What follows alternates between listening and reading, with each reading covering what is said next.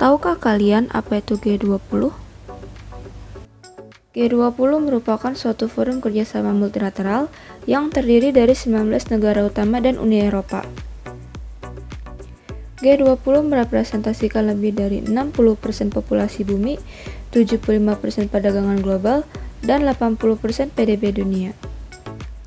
Anggota G20 terdiri dari Afrika Selatan, Amerika Serikat, Arab Saudi, Argentina, Australia, Brazil, India, Indonesia, Inggris, Italia, Jepang, Jerman, Kanada, Meksiko, Republik Korea, Rusia, Prancis, Tiongkok, Turki, dan Uni Eropa. G20 dibangun pada tahun 1999 atas inisiasi anggota G7. G20 merangkul negara maju serta tumbuh guna bersama-sama menanggulangi krisis, utamanya yang menyerang Asia, Rusia, serta Amerika Latin. Ada pula tujuan G20 merupakan mewujudkan perkembangan global yang kokoh, berkepanjangan, balance, serta inklusif. G20 merupakan salah satu bentuk dari teori developmentalisme. Teori developmentalisme merupakan teori ekonomi yang menyatakan bahwa pembangunan negara-negara dunia ketiga dapat diwujudkan dengan baik melalui pasar dalam negeri yang kuat dan beragam, serta tarif barang impor yang tinggi. Developmentalisme dalam konteks ekonomi internasional dapat dipahami sebagai kumpulan ide yang bersama-sama menempatkan pembangunan politik ekonomi di tengah proses politik dan lembaga, serta cara untuk menciptakan legitimasi politik.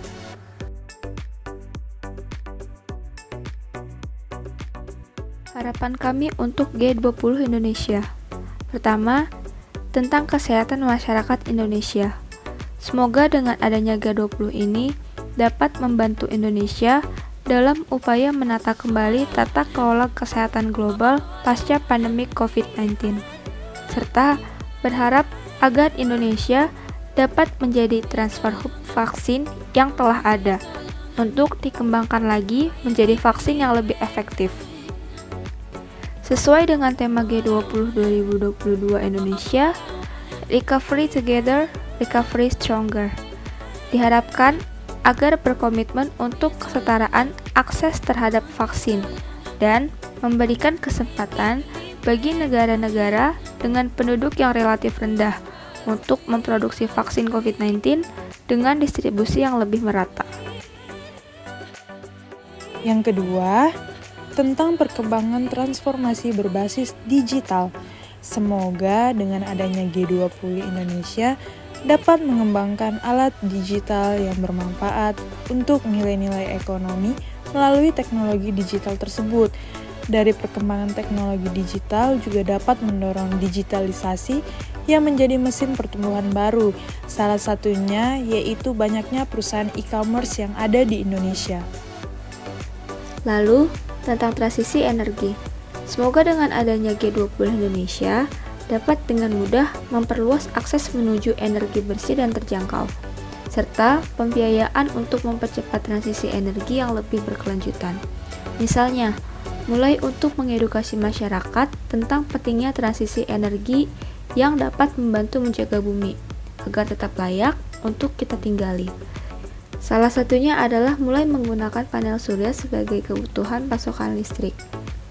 Seperti yang sudah diketahui, bahwa panel surya merupakan alat penghasil listrik dengan mengkonversi energi dari matahari menjadi listrik. Jika kita memaksimalkan penggunaan energi surya sebagai salah satu sumber energi alternatif bagi listrik untuk instansi, perindustrian, sampai dengan rumah tangga, maka kita dapat mengurangi penggunaan bahan bakar fosil, yang mana bahan bakar fosil merupakan salah satu penyumbang emisi terbesar di bumi. Yang terakhir, tentang sektor pariwisata. Saya berharap penuh dengan adanya G20 ini dapat memperkenalkan Indonesia ke mancanegara, bahwa Indonesia memiliki pesona wisata yang indah dan juga kebudayaan yang unik. Dengan adanya G20, dapat menjadi peluang Indonesia mempromosikan sektor pariwisatanya guna menunjang kelangsungan perekonomian yang ada. Hal ini berkaitan dengan teori domestic level. Politik domestik tersebut dalam menentukan kebijakan luar negeri suatu negara hadir ketika politik domestik menyebabkan negara mengejar tujuan suboptimal dari kebijakan luar negeri.